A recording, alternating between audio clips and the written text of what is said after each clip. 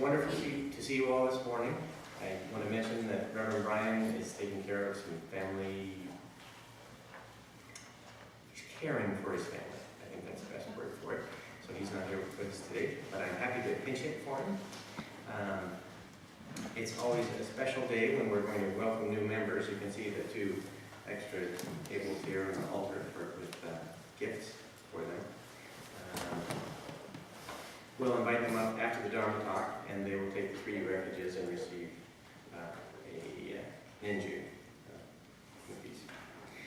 Our title this morning is Dr. Matsunaga's Endlessly Expanding Gift. And I want to add to that Drs. Matsunaga, because Dr. Alicia and Dr. Daigan were both PhDs, so they both gave us gifts that we need to appreciate. It's good that new members are here today because they can feel what part of what we talk about here at RBC came from the Matsunagas. They both gave so much. They gave kindness, their sense of humor, an example of calm in the storm, and strength of conviction. Most of all, they gave us one thing: the Dharma, the Nembutsu, the RBC temple. That's 3 things. But it's really one. I want to start by answering the question, who were the Matsunagas? How many of you have met Dr. Daigan? Quite a few of us. And how many of you have met Dr. Alicia? Carolyn. Who were they? They were students of the Dharma, and they were teachers all their lives. First at universities, and then as temple masters. There's some background on Dr. Alicia, a bright, blonde woman, big blonde hair that must have been striking to the young Daigan. She was born in 1932 in Livermore, California, but she considered Mount Shasta her home place. That's why we have many pictures of Mount Shasta covered around RBC. She loved horses growing up there. She earned a BA from Cal and a master's from the University of Redlands. She received her theological training in Kyoto, where she became a Jodo Shinshu priest. She had a PhD from Claremont Graduate University. She taught 9 years of Buddhism and Asian culture at UCLA. And when Dr. Daigan's father died in 1976, she was summoned back to Japan to become the vice pastor of Eikyoji Temple in Hokkaido, and worked for a decade to develop the temple there. Her parents had retired to Reno, and her visits to see them here gave her maybe some roots. In 1989, she co-founded Reno Buddhist Church with her husband and planted the seed of Buddhism in Nevada. Then we were located at 550 California Avenue. Is that where that divorce lawyer is located? Or maybe it's one house up or down. But the truth, and it's a little bit about humor, there were 3 people and 4 dogs at the first service. For 9 years, she was temple master here, while Daigan was temple master in Hokkaido, and they traveled between the two. She had a great love of animals and rescued a parrot and 2 dogs that also lived at RBC. The parrot was very angry most of the time. But she loved it nonetheless. I arrived here in 1997 and only attended her Dharma Talks twice. And I had one conversation with her. I asked her if someone who was trained in Theravada Buddhist practices was welcome at RBC. She said that this was a Mahayana temple, and yes, this was a place for all Buddhists in Reno. I remember her giving a laboring Dharma talk about over-the-counter medicines. And she had them all set up here in different boxes, and she was bemused that we all thought that this was going to solve our problem. She was already sick at that point and a bit scattered in her thoughts, and She noted that we will all die someday, and being afraid of that does not help us. She went to Amita's Pure Land in 1998. And who was Daigan? A little picture is always here to watch over us. Sometimes you feel a little correction there, but always loving. He was born on June 22nd, almost his birthday, 1941, in Hokkaido, in the temple of Ikkyoji, the Temple of Eternal Teaching, in Tadoshi, Japan. The temple was established in 1900 by his grandfather, Reverend Taikyo, who was born in 1866 and died in 1940. His father, Reverend Tae, was born in 1897 and died in 1976. Grew the temple from a small shack with gaps in the walls where the snow would filter in. And Daigan, probably before Daigan was born, he grew that into a traditional Japanese temple with a hall and everything. Daigan used to say that he first heard the Nembutsu in his mother's belly. The Shoshinge was always part of every day as he grew up in the valley of the White Birch. He could chant it through before he could read.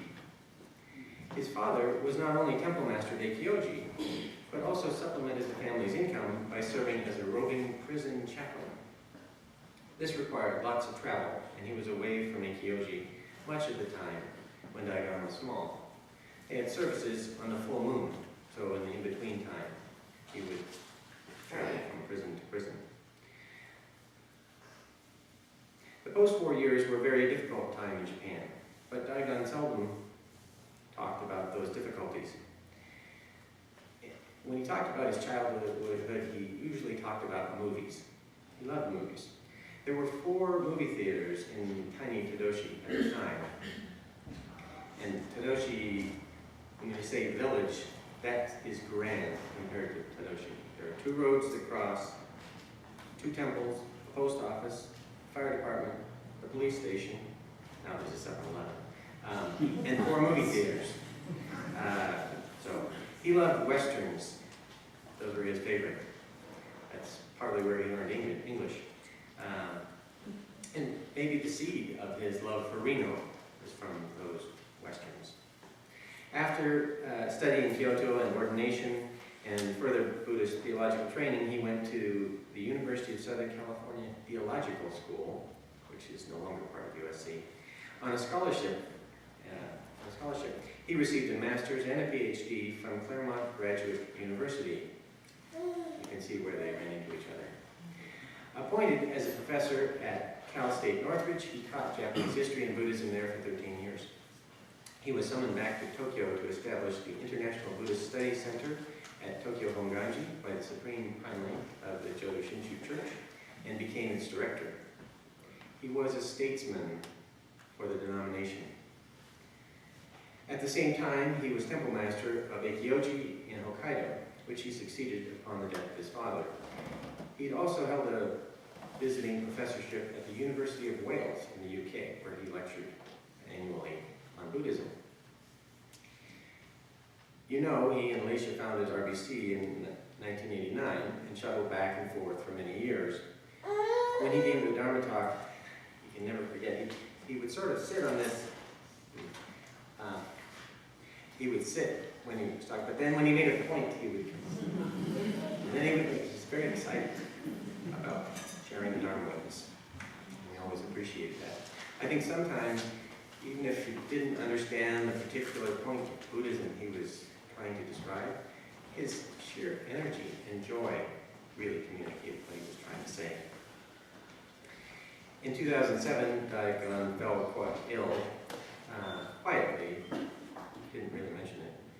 He was sick for 3 years before he died. He wasn't able to travel Reno except for one time. But he faithfully got up at 2 a.m.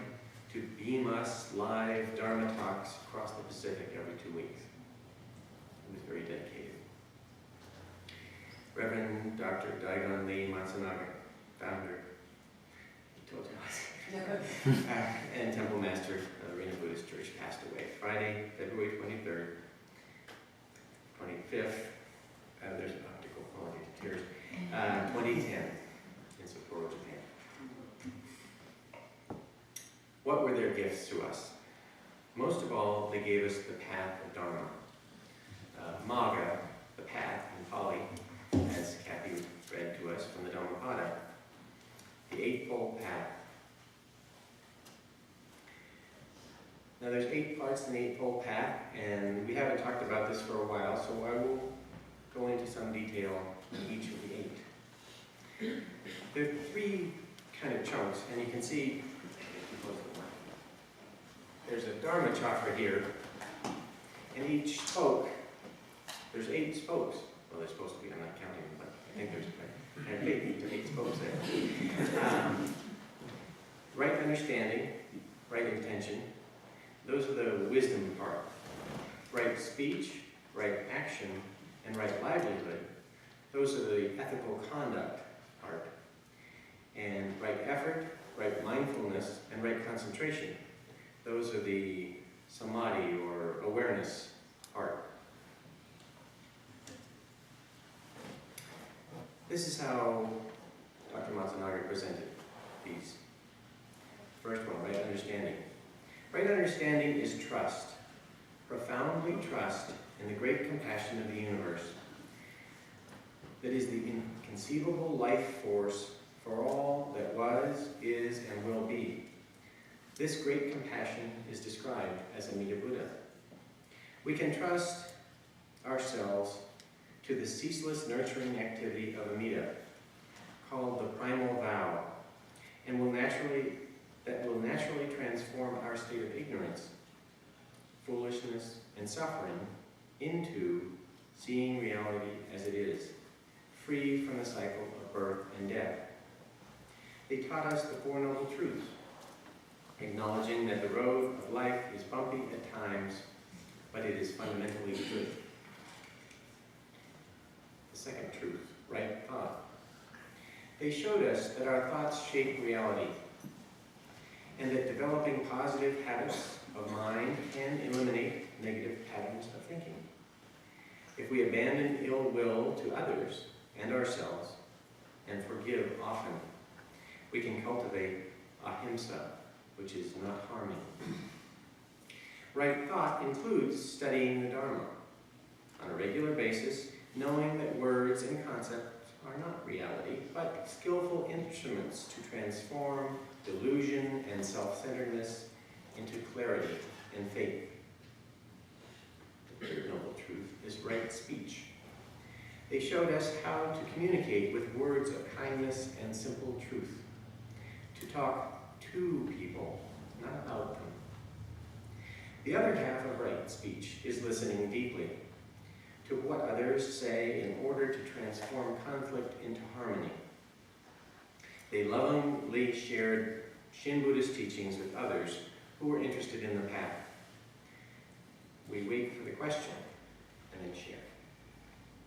They did not just speak about Buddhism, they truly lived it. Some of the deepest lessons about Buddhism that I received from Dr. Matsunaga were quiet things I observed him do when we were together. Kindness to a stranger, reverence at a shrine of another religion. His actions communicated his depth of understanding. The fourth,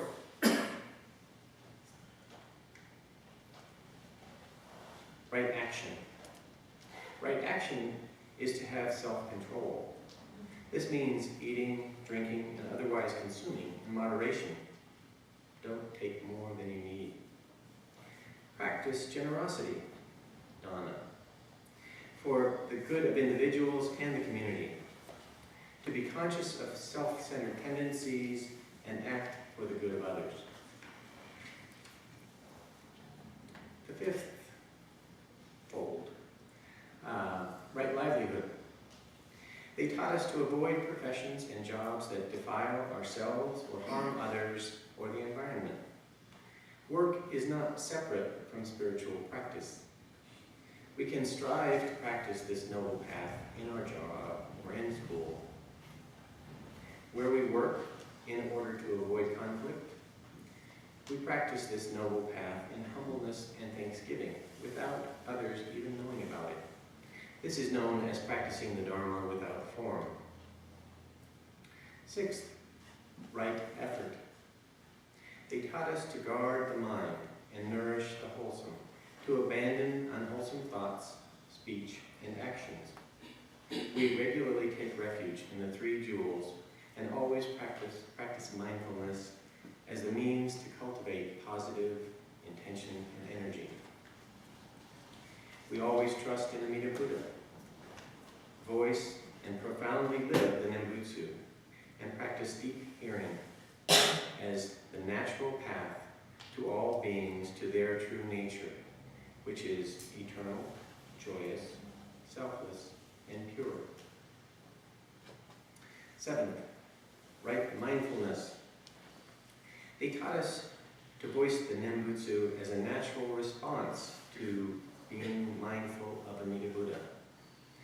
This is the practice of Buddha remembrance, the spontaneous utterance of Amida Buddha's name. This remembering is really being aware of the boundless life force, love, compassion, and wisdom that's all around us. The practice naturally transforms forgetfulness and negative habit energies into awakening and gratitude. This is a meditation that can be done anywhere, standing, walking, or lying down, as it said. They taught us to cultivate clear and unbiased awareness of our thoughts and emotions, to try not to dwell on personal storytelling, regret, anxiety, or worry, but instead to inhabit the present moment where wonderful true life is. The eighth fold, lastly, is right concentration. The Matsunagas taught us that it is important to fully commit ourselves, to focus on our inner potential of Buddhahood. Sometimes Daigan would ask, I don't know, is there a Buddha in the audience? He knew there could be one there, and probably sometimes there was.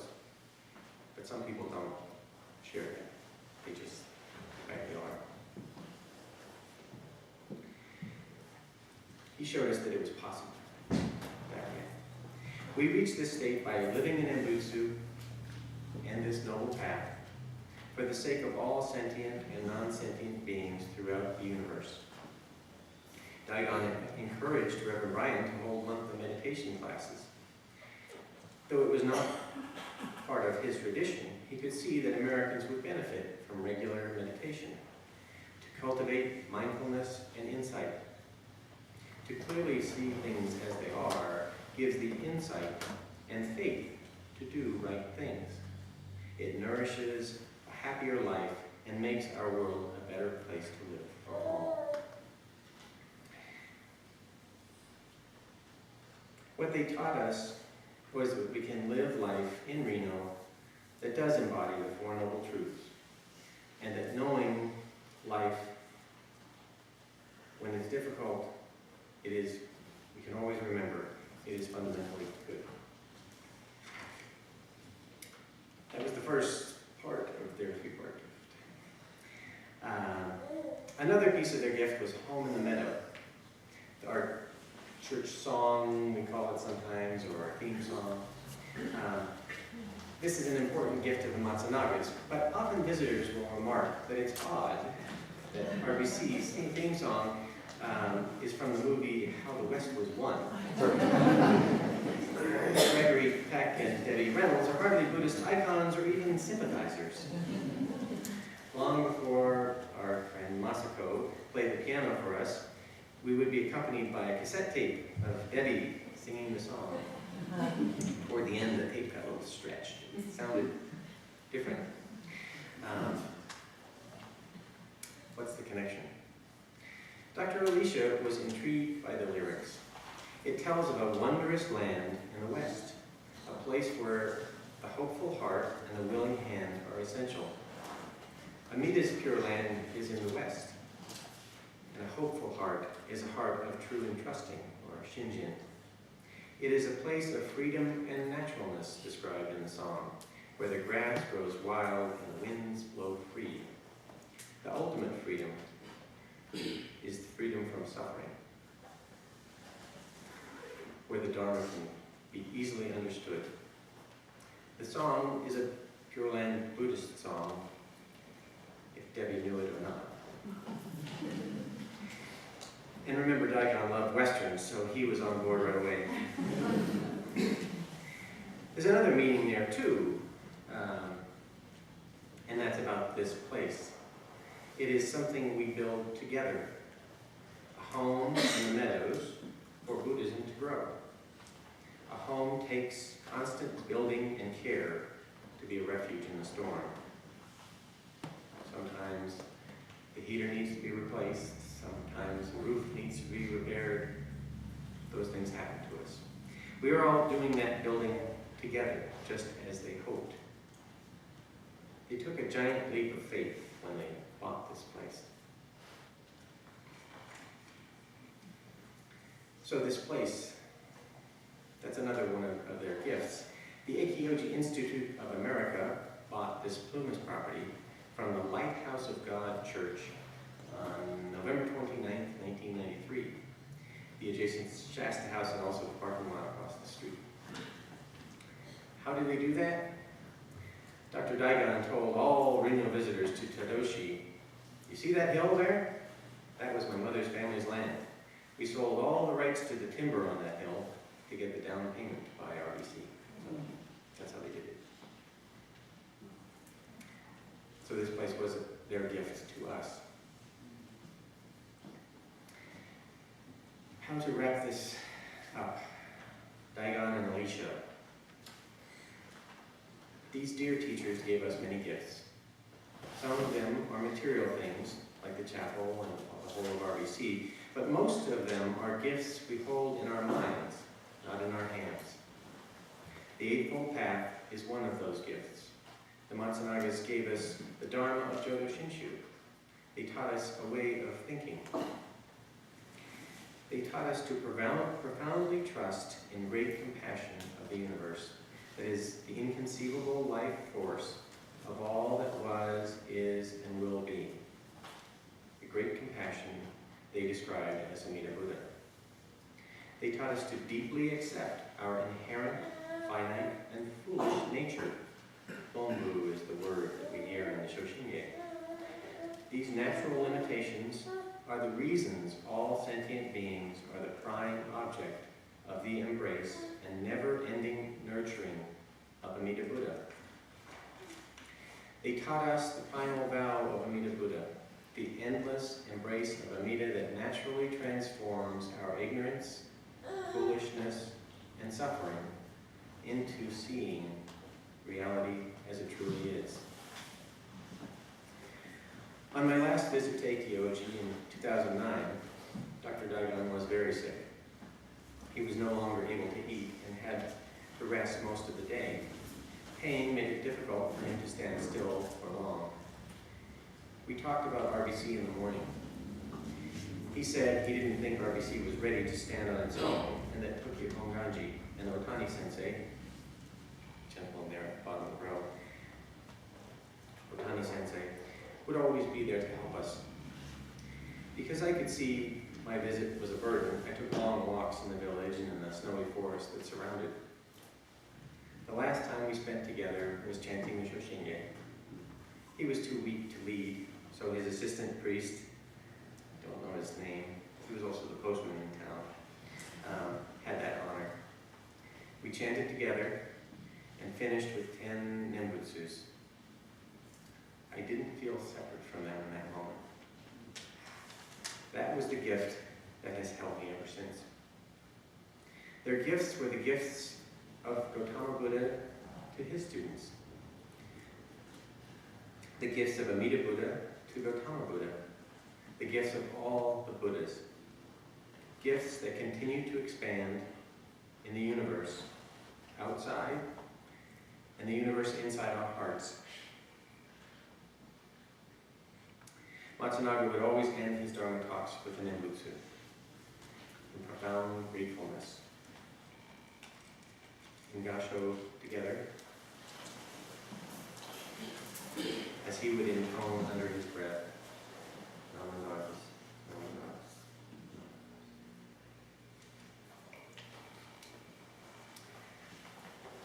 We need to invite, we have several new members